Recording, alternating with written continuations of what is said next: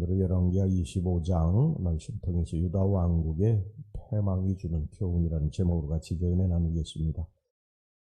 세상에는 어떤 일이든지 시작이 있으면 반드시 끝이 있죠.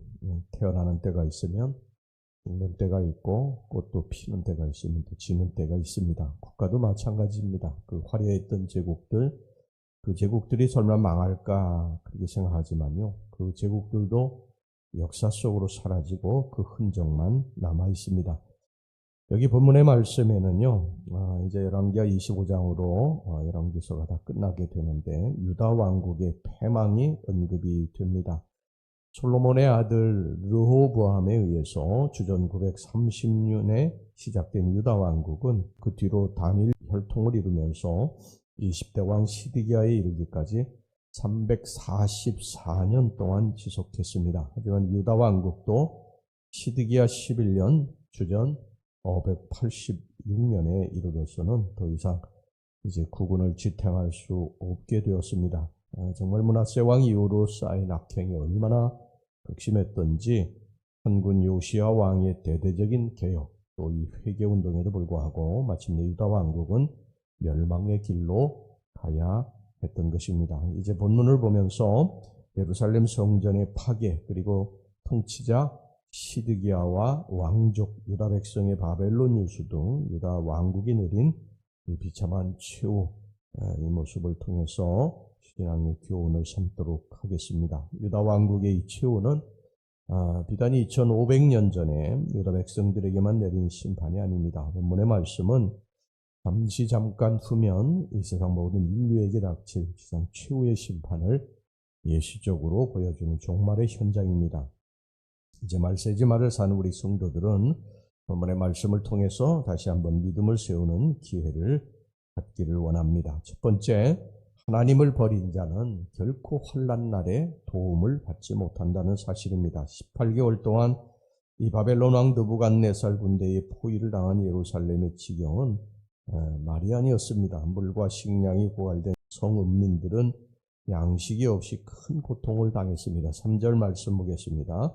그의 넷째 달 9일에 성중에 기근이 심하여 그 땅 백성의 양식이 떨어졌더라. 그래서 이 귀족의 부인들은 쓰레기 더미를 뒤지고 심지어 자식들을 삶아서 먹는 그런 상상을 초월하는 일까지 발생하게 됐습니다.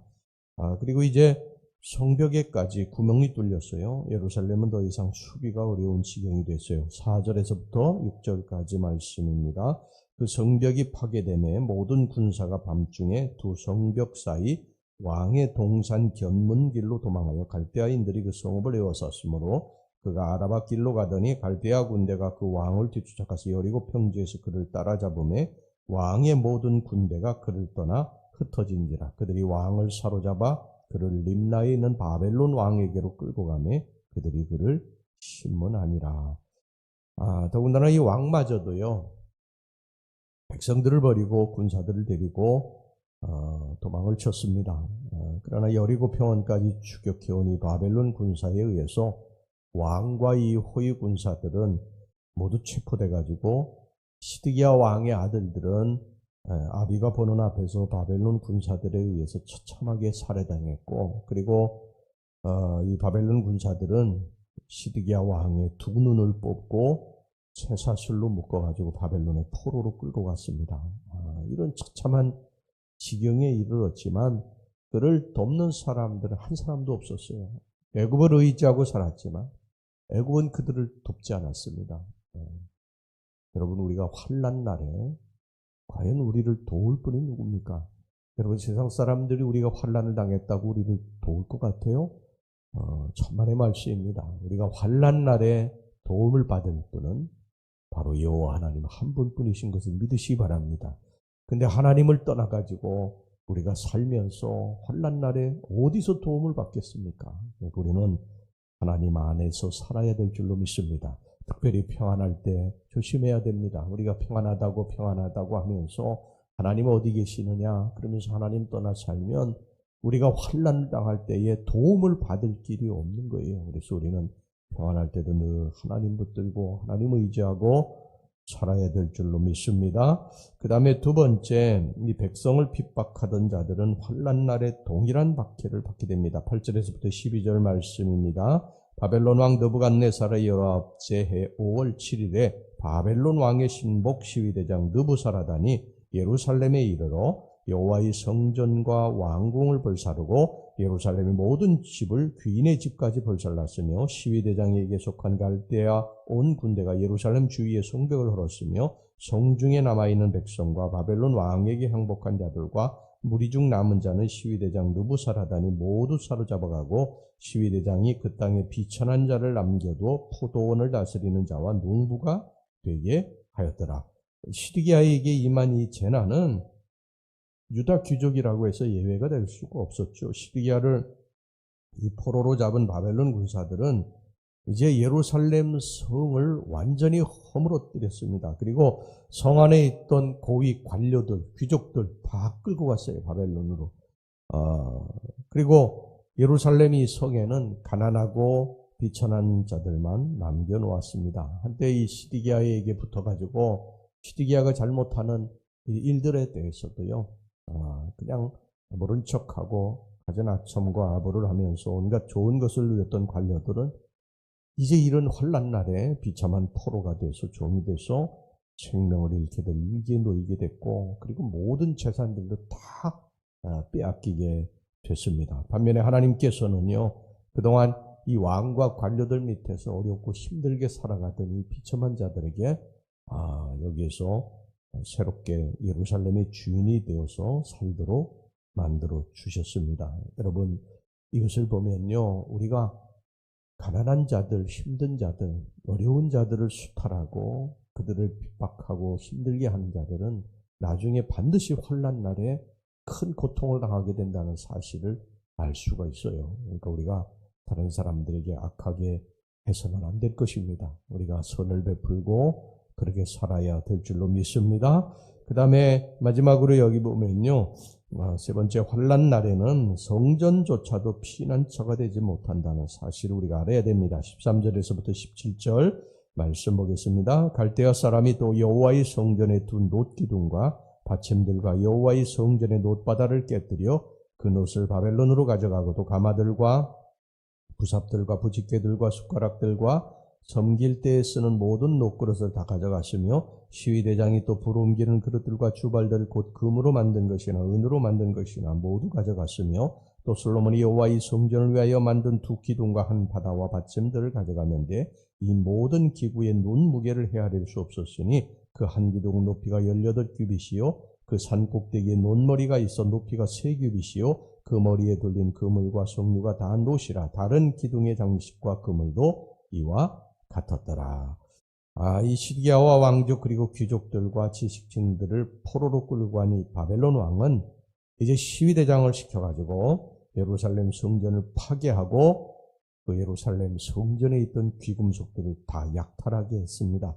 그래서 예루살렘 성전의 그 화려함과 영화를 상징하던 성전 입구의 두 놋기둥과 성전 마당의 놋바다, 이 물두멍 철저하게 깨뜨려졌고요. 성전 창고의 놋기물과 금은 등 각종 성물과 보화들이 모두 약탈당했습니다. 그러니까 이 아름답고 화려한 외관을 자랑하면서 모든 이스라엘 백성들의 최고 긍지고 자부심이었던 예루살렘 성전이 완전히 이렇게 허망하게 파괴되고 약탈되고 마른 것입니다. 하나님의 거처로 여겨지던 예루살렘 성전 아닙니까? 이 예루살렘 성전만 있으면 우리가 이길 수 있다.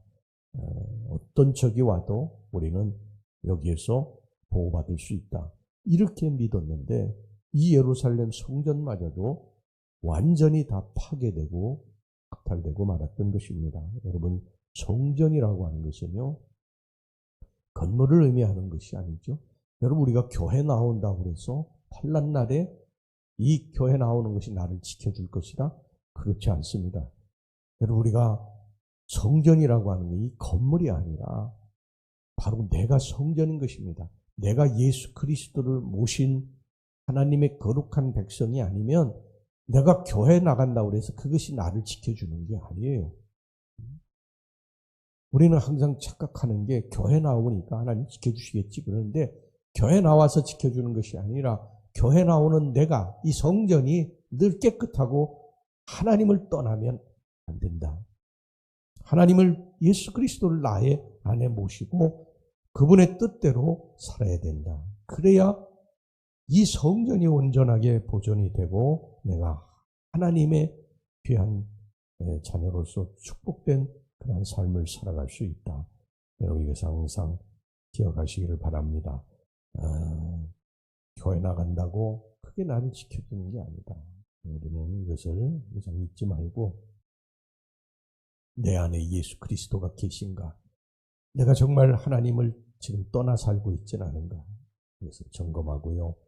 하나님 떠나 살고 있어 주님 앞에 다시 돌아와서 주님을 주인으로 모시고 이 성전의 주인으로 모시고 내 안의 주인으로 모시고 오늘 살아가시는 주의 성도들이 되시기를 주의 이름으로 축원합니다.